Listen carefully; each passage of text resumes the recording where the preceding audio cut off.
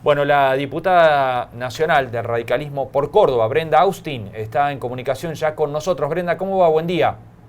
¿Qué tal? Buenos días, ¿cómo les va? Bien, muchísimas gracias por atendernos. Lo primero, recién repasábamos las palabras de Camaño con Emilio Monzó. ¿Fue un gran presidente de la Cámara que recibió semejante respaldo y reconocimiento de sus pares? Sí, la verdad que fue muy emotivo ver ayer el reconocimiento de todos los bloques políticos, palabras muy elogiosas hacia él, hacia su capacidad de diálogo, hacia tender puente, una persona con además eh, muy fiel a la palabra que comprometía, ¿no? Y eso en un espacio como el Congreso es clave para poder garantizar la paz social adentro del recinto, ¿no? Así que la verdad que además nos emocionó mucho a todos verlo a él, ¿no? Llorar y emocionarse con las cosas Claro. que decían. Ujú. Y bueno, me parece que es un merecido reconocimiento a un dirigente que no solamente ha tenido esta deferencia de poder buscar siempre salidas conciliadoras, muy inteligente y rápido en la resolución de problemas que ocurrían en el medio de una sesión, sino también que tenía una política de modernización del Congreso y de transparencia del Congreso que yo creo que va a ser recordada por muchísimo tiempo, ¿no? Con distintos procesos de modernización, de la inclusión de herramientas digitales como el portal de leyes abiertas para que los ciudadanos puedan, antes que presentemos un proyecto de ley, cuestionarlo, modificarlo, desde eso hasta la publicación de los datos. Bueno, realmente ha sido una gran gestión, muy responsable, muy austera y de mucha innovación. Ujú. Tal vez fue más reconocido ayer que durante el gobierno por el propio gobierno, ¿no? Bueno, quizás sí, pero no por la Cámara, ¿eh? La Cámara a lo largo de distintos momentos, cada vez que tocaba votar su continuidad como presidente de la Cámara, había en distintos momentos este enorme reconocimiento. Así que Ujú. la verdad que creo que es merecido, que se lo ha ganado y que habla bien, digamos, de su capacidad como de liderar en momentos tensos, además en momentos difíciles, una situación tan compleja de fragmentación como la que tenía el Congreso. Así que la verdad que lo vamos a extrañar ahí con su muñeca para poder resolver rápidamente distintas situaciones. Bien. Brenda, bueno, ¿cómo viviste mientras transcurría la sesión ayer, maratónica, decíamos? Bueno, surgió de pronto el tema del protocolo de aborto no punible y armó un revuelo al interior del oficialismo. ¿Cómo viste esto de la ida y vuelta dentro del gobierno, de lo de Rubinstein, después lo posterior de Stanley Macri? ¿Cómo lo viviste desde la Cámara de Diputados? Tenés una posición clara con respecto a esto. Sí, sí, por supuesto. Nosotros, bueno, primero celebramos cuando conocimos la publicación en el boletín oficial de la decisión de Rubinstein de darle rango de resolución ministerial al protocolo. Era una vieja demanda que busca justamente darle un instrumento, digamos, para el cumplimiento de algo que ya está vigente en nuestro país.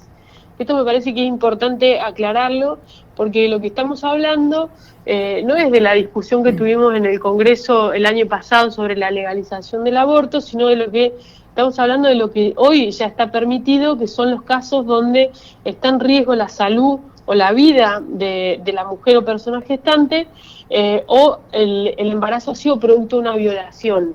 Esos son los casos que hoy nuestro Código Penal permite desde 1921, Ujú. es decir, casi 100 años, y que la Corte Suprema, hace un tiempo atrás, en el año 2012, sacó un fallo donde le pidió a los ministerios de salud que garanticen el acceso a este derecho, ¿no? Bueno, Claro. lo que ha hecho Rubinstein es cumplir con la ley, cumplir con el pedido de la Corte Suprema y darle rango ministerial a esta resolución. Ujú. Así que la verdad que hemos salido primero individualmente y ayer a última hora ya con un comunicado de los diputados integrantes del bloque de la UCR, donde ha firmado una enorme mayoría, yo digo, verdes y celestes, ¿no? Para demostrar que realmente es un tema que poco tiene que ver con o que no es lo mismo que la discusión del año pasado, sino que acá hay un marco de acuerdo, de consenso mucho mayor, y que queremos y creemos que el presidente tiene que respaldar al secretario de Salud Rubinstein y sostener esta resolución que ha sido publicada. Hasta el momento No ha ocurrido lo contrario, así que esperamos que siga así y que la resolución que se publicó se mantenga vigente. Diputada, buen día. ¿Qué es esto de media sanción de la Ley Nacional del Albinismo? Nada, muchas gracias por preguntar. Un trabajo enorme que venimos haciendo hace casi más de 4 años, impulsando una ley para garantizar a las personas albinas en nuestro país el acceso a la salud.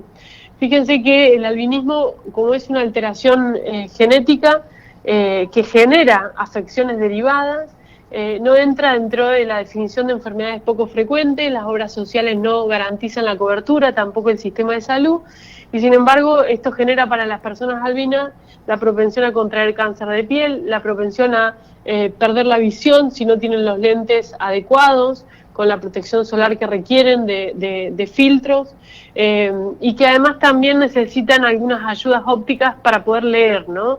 Como unas lupas especiales y unos magnificadores. Bueno, el problema que tenían las personas albinas en Argentina es que el sistema de salud no garantizaba esta cobertura. Imagínense para una familia que tenga 2 niños albinos que cada vez que salgan a la luz del sol tengan que usar bloqueadores totales, pantallas solares para proteger y evitar el cáncer de piel, los costos que esto tiene, ¿no? O incluso, digamos, los lentes que se necesitan.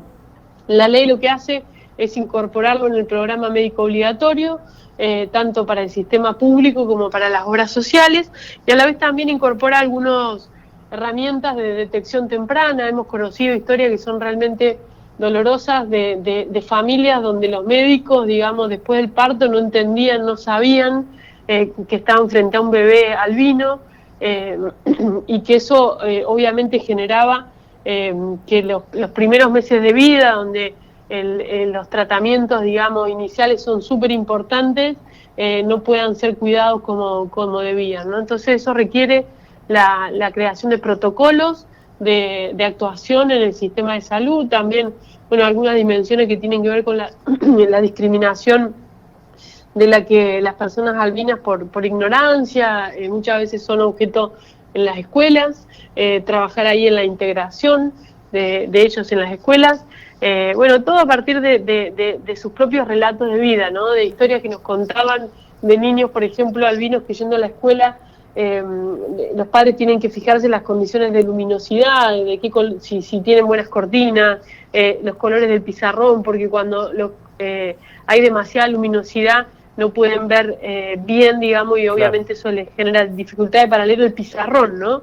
Bueno, de maestros que les hacían sacar los lentes de sol pensando que era una cosa estética. Claro. Bueno, de este nivel de desconocimiento, ¿no? De médicos que les decían, quédate tranquilo, ya se les va a pasar. Entonces, bueno, realmente creemos que dimos un gran paso. Argentina es el primer país del mundo que tiene una ley de este tipo, algo que mereció el reconocimiento de la ONU, de Naciones Unidas, de su relatora especial sobre el albinismo, un tema que preocupa mucho al mundo porque en distintos momentos, sobre todo en África, en la población afrodescendiente, las personas albinas que nacen allí históricamente han sido víctimas de muchísima violencia, de asesinatos incluso, porque había, bueno, como cierto fetichismo, digamos, y es algo que Naciones Unidas viene condenando hace un montón y trabajando para la sensibilización, ¿no? De qué se trata esta condición genética y qué tenemos que hacer para que su vida, digamos, pueda desarrollarse con absoluta normalidad. Bien. Diputada Agustín Fernanda la saluda, buen día, ¿cómo le va? ¿Qué tal, Fernando? Bien, muy bien. Bueno, la ley de góndolas también obtuvo esta media sanción, esto para que no, hacer un poco más igualitario el acceso a distintos tipos de productos. ¿Cómo se desarrolló esto?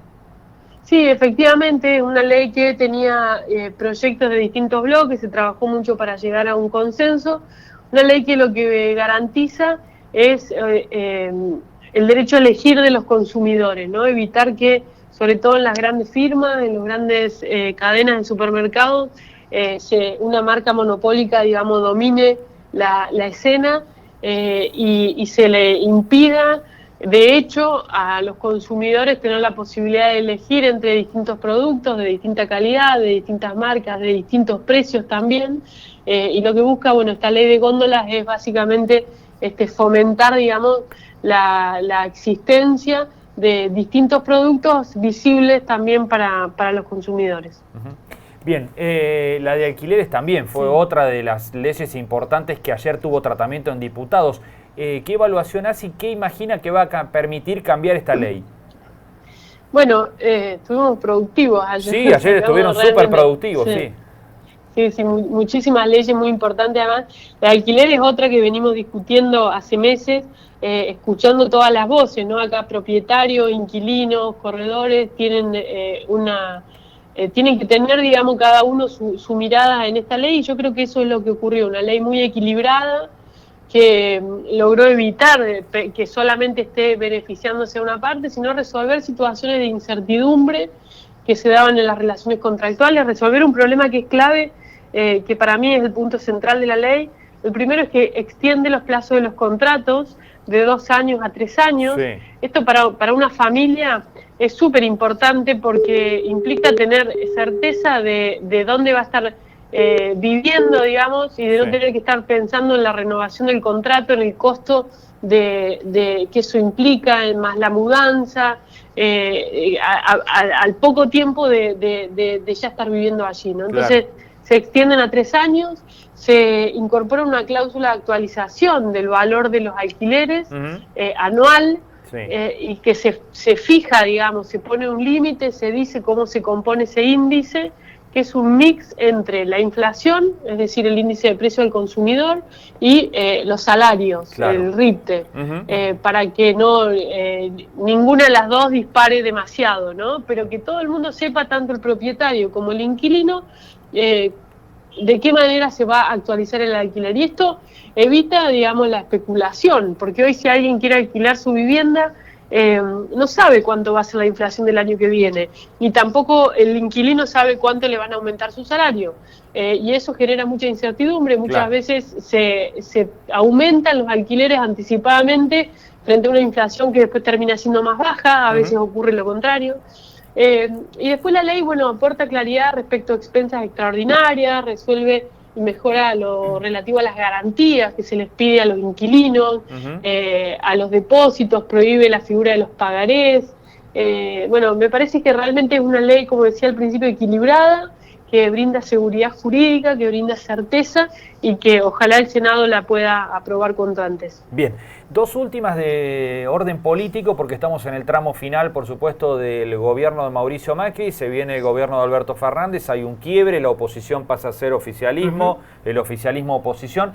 La próxima oposición a partir del 10 de diciembre, ¿va a estar encabezada por Mauricio Macri?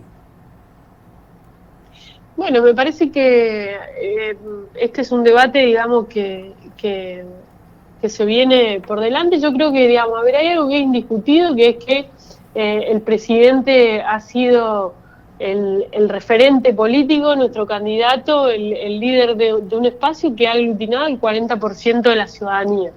Me parece que el primer mensaje que tenemos que dar es que vamos a honrar ese mandato de unidad, de que las distintas fuerzas políticas, los partidos que integramos Juntos por el Cambio, estamos dispuestos, digamos, a hacer nuestra tarea ahora desde la oposición, a evitar el abuso de poder, a evitar que una fragmentación inútil termine de alguna manera no garantizando el equilibrio de voces que tiene que haber en el Congreso, ¿no? Creo que eso es el primer mandato, la primera conclusión en la que me parece que hay una posición mayoritaria de todos los que integramos Juntos por el Cambio. La segunda es, Cambiemos tiene que también cambiar o modificar, valga la redundancia, su forma en la que toma las decisiones. Creemos desde el radicalismo que nuestro partido, digamos, tiene un rol importante que cumplir, donde además no solamente en diputados, en el Senado, sino también hoy con 3 gobernadores,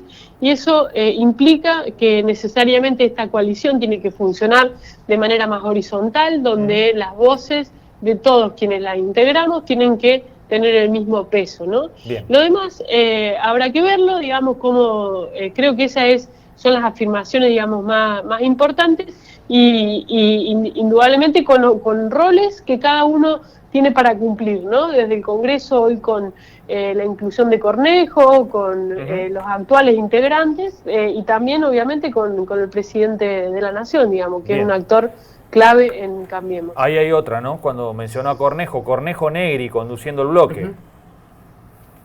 Sí, bueno, nosotros creemos que es una discusión que la estamos dando, todavía no se ha cerrado, esperamos que también nuestro bloque pueda tener el proceso de renovación y oxigenación que necesita, ¿no? Así que bueno, estaremos allí dando las discusiones necesarias para poder lograrlo. Bien, casi que está levantando la mano por Cornejo.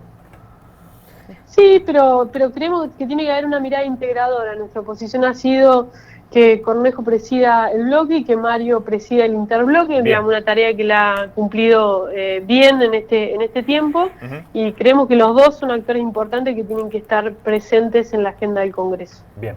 Diputada Nacional Brenda Austin, gracias por estos minutos, ha sido muy amable. Gracias a ustedes, a disposición, un abrazo. Bueno, muchas gracias, adiós.